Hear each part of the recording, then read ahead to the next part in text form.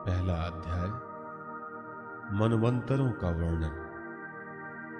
राजा परीक्षित ने पूछा, गुरुदेव, स्वयंभुव मनु का वंश विस्तार मैंने सुन लिया।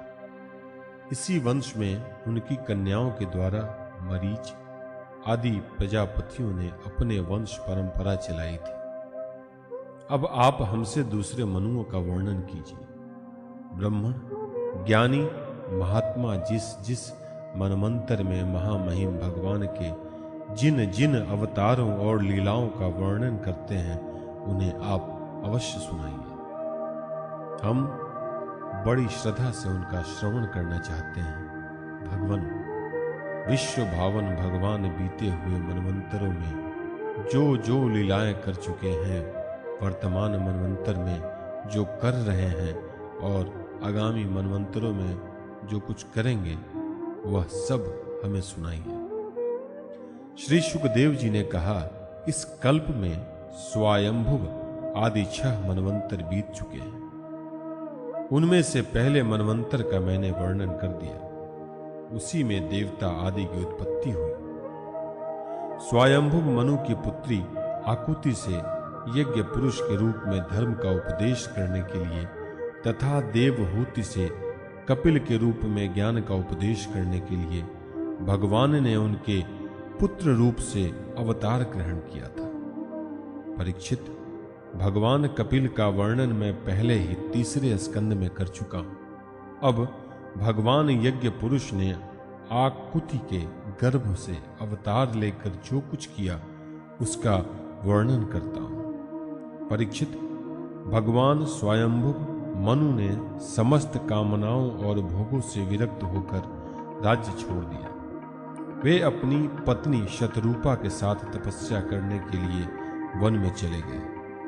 परीक्षित, उन्होंने सुनंदा नदी के किनारे पृथ्वी पर एक पैर से खड़े रहकर 100 वर्ष तक घोर तपस्या की। तपस्या करते समय वे प्रतिदिन इस प्रकार भगवान की स्तुति करते थे। मनु जी कहा करते थे, जिनकी चेतना के स्पर्श मात्र से यह विश्व चेतन हो जाता है, किंतु यह विश्व जिन्हें चेतना का दान नहीं कर देता, जो इसके सो जाने पर प्रलय में भी जागते रहते हैं, जिनको यह नहीं जान सकता, परंतु जो इसे जानते हैं वही परमात्मा है। यह संपूर्ण विश्व और इस विश्व में रहने वाले समस्त चर अचर प्राणी सब उन परमात्मा से ही उत्पन्न है। इसलिए ये संसार के किसी भी पदार्थ में मोह न करके उसका त्याग करते हुए ही जीवन निर्वाह मात्र के लिए उपभोग करना चाहिए। तृष्णा का सर्वथा त्याग कर देना चाहिए। भला ये संसार की संपत्तियां किसकी है? भगवान सबके साक्षी हैं। उन्हें बुद्धि वृत्तियां या नेत्र आदि इंद्रियां नहीं देख सकती, परंतु उनकी ज्ञान शक्ति अखंड है। समस्त प्राणियों के हृदय में रहने वाले उन्हीं स्वयं प्रकाश असंग परमात्मा की शरण ग्रहण करो, जिसका न आदि है न अंत है, फिर मध्य तो होगा ही कहां से। जिनका न कोई अपना है न पराया, और न बाहर है न भीतर, वे विश्व के आदि अंत मध्य अपने पराये बाहर और भीतर सब कुछ है। उन्हीं की सत्ता से विश्व की सत्ता है। वही अनंत वास्तविक सत्य परब्रह्म है। वही परमात्मा विश्वरूप है। उनके अनंत नाम है। वे सर्वशक्तिमान सत्य स्वयं प्रकाश अजन्मा और पुराण पुरुष है। वे अपनी माया शक्ति के द्वारा ही विश्व सृष्टि के जन्म आदि को स्वीकार कर लेते हैं और अपनी विद्या शक्ति के द्वारा उनका त्याग करके निष्क्रिय सत्व स्वरूप मात्र रहते हैं। इसी से ऋषि मुनि नैष्कर्म्यान स्थिति अर्थात ब्रह्मा से एकत्व प्राप्त करने के लिए पहले कर्मयोग का अनुष्ठान करते हैं। प्रायः कर्म करने वाला पुरुष ही अंत में निष्क्रिय होकर कर्मों से छुट्टी पा लेता है। यूं तो सर्वशक्तिमान भगवान भी कर्म करते हैं, परंतु वे आत्मलाभ से पूर्ण काम होने के कारण उन कर्मों में आसक्त नहीं होते। अतः उन्हीं का अनुसरण करके अनासक्त रहकर कर्म करने वाले भी कर्म बंधन से मुक्त ही रहते हैं। भगवान ज्ञान स्वरूप है, इसलिए उनमें अहंकार लेश भी नहीं है। वे सर्वतः परिपूर्ण हैं, इसलिए उन्हें किसी वस्तु की कामना नहीं है।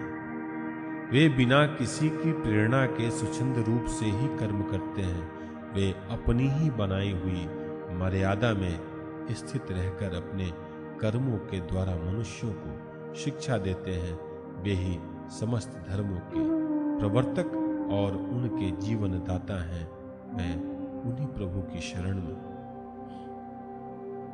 श्री सुखदेव जी कहते हैं, परीक्षित, एक बार स्वयंभु मनु एकाग्रचित्त से इस मंत्रमय उपनिषद स्वरूप श्रुति का पाठ कर रहे थे।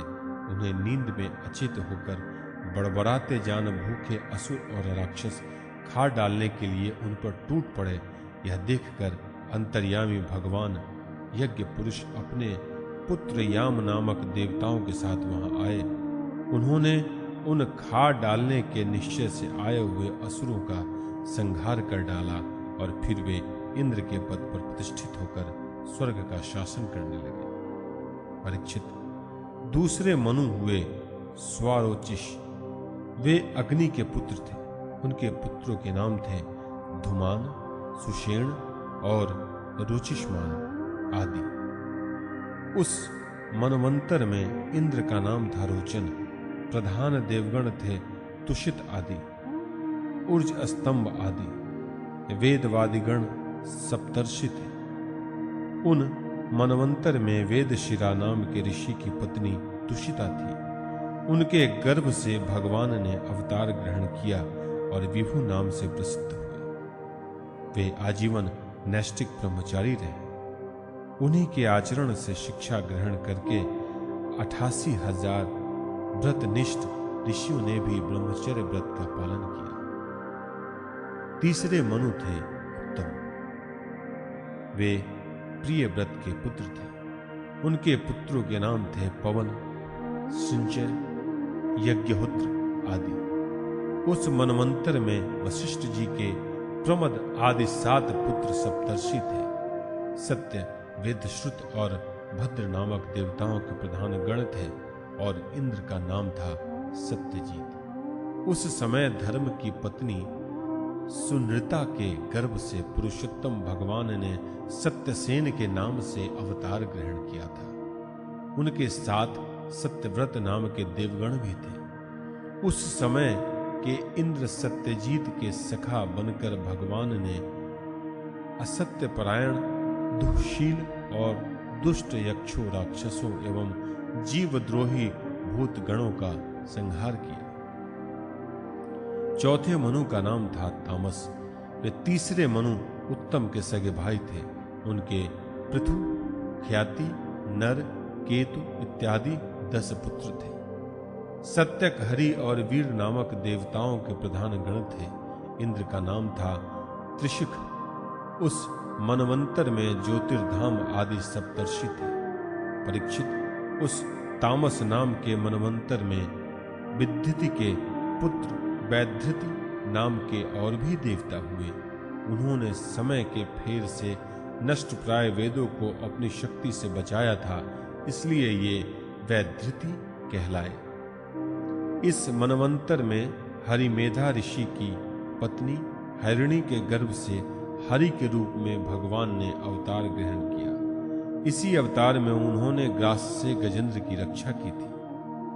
राजा परीक्षित ने पूछा, मुनिवर, हम आपसे यह सुनना चाहते हैं कि भगवान ने गजेंद्र को ग्राह के फंदे से कैसे छुड़ाया। सब कथाओं में वही कथा परम पुण्यमय, प्रशंसनीय, मंगलकारी और शुभ है, जिसमें महात्माओं के द्वारा गान करते हुए भगवान श्री हरि के पवित्र यश का वर्णन रहता है। सूत जी कहते हैं, शौनकादि ऋषियों राजा परीक्षित आमरण अनशन करके कथा सुनने के लिए ही बैठे हुए थे। उन्होंने जब श्री सुखदेव जी महाराज को इस प्रकार कथा कहने के लिए प्रेरित किया, तब वे बड़े आनंदित हुए और प्रेम से परीक्षित का अभिनंदन करके मुनियों की भरी सभा में कहने लगे,